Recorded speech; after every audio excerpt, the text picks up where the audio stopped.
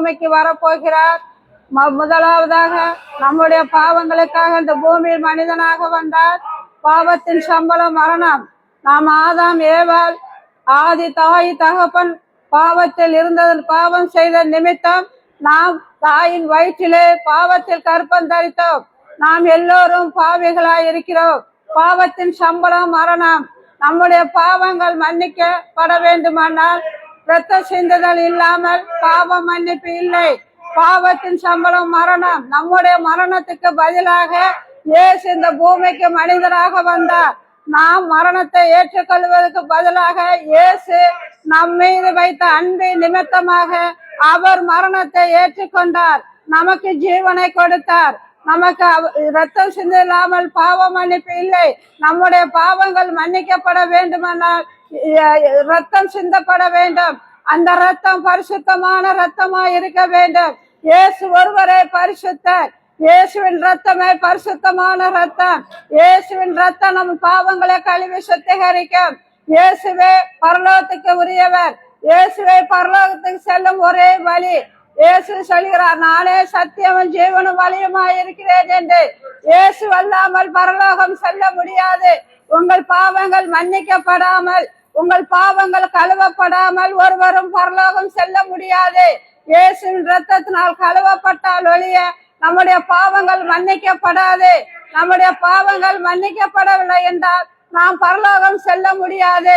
அன்பானவர்களே, அன்பான சகோதரர்களே, சகோதரர்களே, இயேசுவண்ட வாருங்கள். உங்களை நேசிக்கிறார். உங்களை அன்போடு அழைக்கிறார். உங்கள் பாவங்களை மன்னிக்க இயேசு கிறிஸ்துவுக்கு மட்டுமே அதிகாரம் உண்டு. அவர் ஒருவரே நம்ம பாவங்களை மன்னிக்க அதிகாரம் பெற்றவர். அவர் ஒருவரே நம் பாவங்களை மன்னிக்கிறவர். நீர் எவ்வளவு பெரிய பாவம் செய்தாலும், நீர் எவ்வளவு பெரிய பாவியாக இருந்தாலும் இயேசு உன் பாவங்களை மன்னிப்பார். இயேசுடைய ரத்தம் உடைய பாவங்களை கழுவி சுத்திகரிக்கும். இயேசுவின் ரத்தம் உன்னை பரலோகத்துக்கு கொண்டு செல்லும். அவருடைய ரத்தத்தினால் கழுவப்படும் பொழுது நீங்கள் பரலோகத்துக்குரியவர்களாய் இருக்கிறீர்கள். எந்த மறித்தாலும் நீங்கள் பரலோகத்துக்கு செல்லலாம்.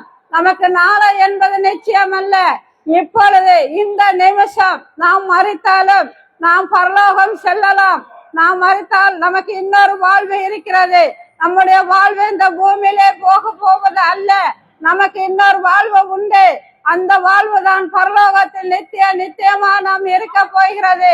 அதை இயேசுவை ஏற்றுக்கொண்டால் மட்டுமே, இயேசு நம்முடைய பாவங்கள் மன்னிக்கப்பட்டால் மட்டுமே, இயேசுவின் ரத்தம் நம்மளை கழுவப்படுவதால் மட்டுமே நாம் பரலோகம் செல்ல முடியும். அன்பான சகோதரர்களே, அன்பான சகோதரிகளே, நீ துக்கத்தில் இருக்கிறாயா? இயேசுவண்டவா, உன்னுடைய துக்கம் சந்தோஷமாய் மாறு. வருத்தப்பட்டு பாரம் சுமக்கிறவர்களே, எல்லாரும் என்னிடத்தில் வாருங்கள், நான் உங்கள் பாரங்களை சுமக்கிறேன் என்று சொல்லுகிறார். இப்படிப்பட்ட ஒரு அன்பான தெய்வம் நமக்கு கிடைக்காது. அன்பே உருவானவர், தன் ஜீவனையே கொடுத்து அன்பு இன்னதென்று நமக்கு வெளிப்படுத்தினவர் இயேசு. இயேசு நம்ம நோய்களை சுகமாக்குகிறவர். இயேசு பிசாசின் பிடியிலிருந்து விடுதலை ஆக்குகிறவர். பிள்ளை சூனிய கட்டுகளிலிருந்து நமக்கு விடுதலை கொடுக்கிறவர் இயேசு. இயேசு நல்லவர். இயேசு என்ற நாமம் வல்லமை உள்ளது.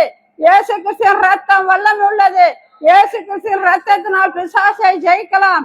இயேசு கிறிஸ்துவின் ரத்தம் நம்மை உயிர்ப்பிக்கும், நம்மை வியாதியிலிருந்து விடுதலை கொடுக்கும். இயேசுவே நல்லவர். இயேசுவை ஏற்றுக்கொள்ளுங்கள்.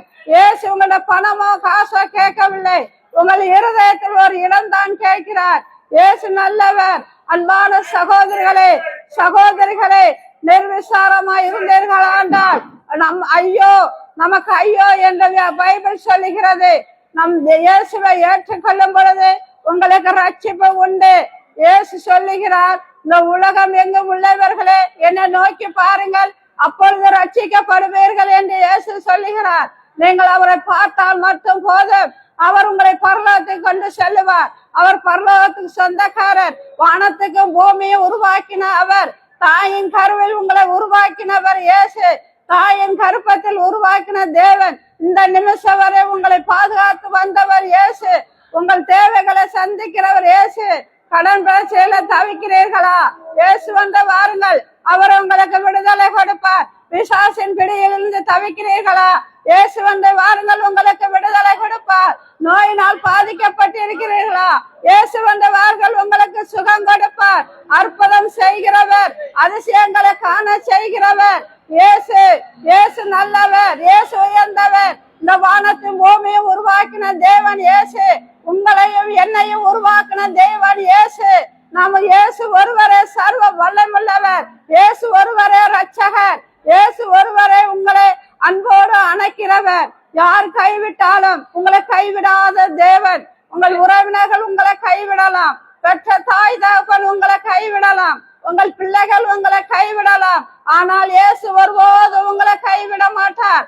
உலகம் முறைய வந்த உங்களோட இருப்பேன் சொன்னவர், மரண பரியந்த உங்களை நடத்துகிற தேவன், உங்க தேவைகளை சந்திக்கிறவர், உங்களை தோளின் மேல் சுமந்து செல்லுகிறவர், நல்ல ஒரு மேப்பர், நல்ல ஒரு தகப்பன் இயேசு.